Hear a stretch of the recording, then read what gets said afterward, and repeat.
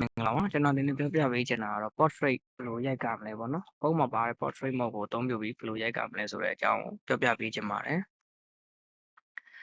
Okay ကျွန်တော်တို့အရင်ဆုံးဖုန်းရဲ့ကင်မရာလေးဝင်ပြီးတော့ photo နေရာကိုရောက်မယ်ပေါ့နော် photo နေရာရောက်ရင် photo ရဲ့ဘေးနားမှာလည်းရှိပါတယ် portrait mode ဆိုတာပြောင်းလိုက်ပါပြီးရင်တော့ကျွန်တော်ဖုန်းမှာ 2.5 ရဲ့ zoom ကကောင်းတယ်ပေါ့နော်အဲ့အတွက်ကျွန်တော် 2.5 ကိုဆွဲလိုက်ပြီးရင်ကျွန်တော်တို့ရိုက်ချင်တဲ့ဟာပေါ့နော်ကျွန်တော်ဒီမှာရိုက်ပြတဲ့အချိန်မှာကျွန်တော် rule of third တွေ composition တွေဘာတစ်ခုမှမသုံးဘူးပေါ့နော်ဘာလို့လဲဆိုတော့ကျွန်တော်ဒီ portrait ရိုက်နေလို့ပဲပြောပြပေးချင်တာဖြစ်ပါတယ်အဲ့ကျွန်တော်တို့ရိုက်မဲ့ subject ကိုရှာလိုက်မယ်ပြီးရင်ဒီမှာပေါ့နော်တချို့ပုံတွေကဒီအပေါ်နားလေးဟာလေးမှာပါတာပေါ့နော် f stop ဆိုတဲ့ဟာလို့တစ်ချက်နှိပ်လိုက်ပါဒီက blur ပေါ့နော်ကျွန်တော်ကင်မရာမှာဆိုတော့ aperture ပေါ့အဲ့ဒါပိုသွားခြင်းတယ်ဆိုရင်ကျွန်တော်တို့ဒီ aperture ကိုပို့ပြီးတော့နဲတဲ့ဘက်ကိုသွားရမှာပေါ့နော်ကျွန်တော်အခု aperture ဒီမှာ 1.8 ဆိုတာပေါ့နော် blur ဆိုတဲ့ f 1.8 ဆိုတဲ့ဟာကိုတစ်ချက်ရွေးလိုက်ပြီးရင်ကျွန်တော်ရိုက်မဲ့ subject ကိုတစ်ချက်ထောက်လိုက်မယ်ပေါ့နော်ထောက်ပြီးတော့ကျွန်တော်ဒီပုံရိုက်လိုက်မယ် Okay နောက်တစ်ပုံရိုက်ပေါ့နော်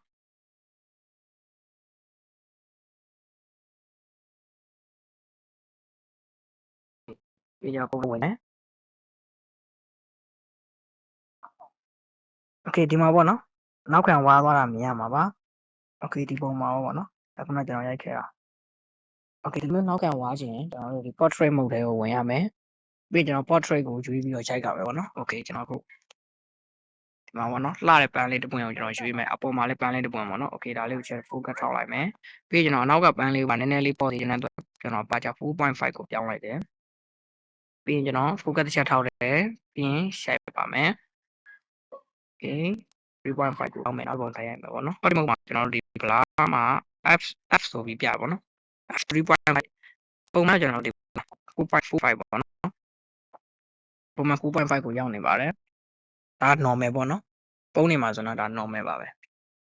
ဒီကပုံလေးပြနည်းနည်းတော့လည်းကြည့်ပါပေါ့နော် Okay ခုနပုံလေးထပ်စားရင်အရန်မဝါပဲနဲ့အနောက်လေးကပန်းလေးရှိတဲ့အကြောင်းမှာပေါ်လာတယ်ပေါ့နော် Okay ဒီလိုပဲကျွန်တော်တို့သွားရိုက်လို့ရတယ် Okay ကျွန်တော်ဒီဘက်မှာဆိုရင်ဒီမှာထပ်နေတာပေါ့နော်ကျွန်တော်အဲ့ဒါကို portrait frame နဲ့ကျွန်တော်ရိုက်မယ် Okay 1 Okay ဒါကိုကျွန်တော်အဝါလူခြင်းတဲ့အတွက်ကြောင့် 1.8 ပြအောင်ပေါ့နော်ဒီချက်ထောင်မယ်တိုက်ပါမယ် Okay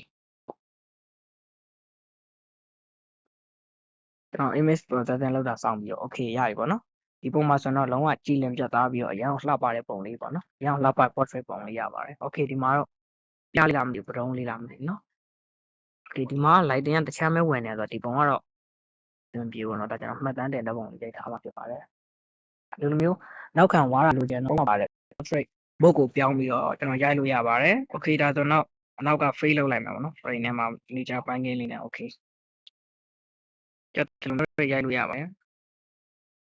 ဒီမှာပါတယ်ဖုန်းမှာပါတယ်ဒီ portrait ကိုတုံးပြီးတော့ပေါ့နော် Okay ကျွန်တော်နောက်တစ်ပုံကကျွန်တော်ဒီဘက်ကဟာကိုပဲဒီပန်းကိုပဲကျွန်တော်နောက်ထပ်ရိုက်ပါပေါ့နော်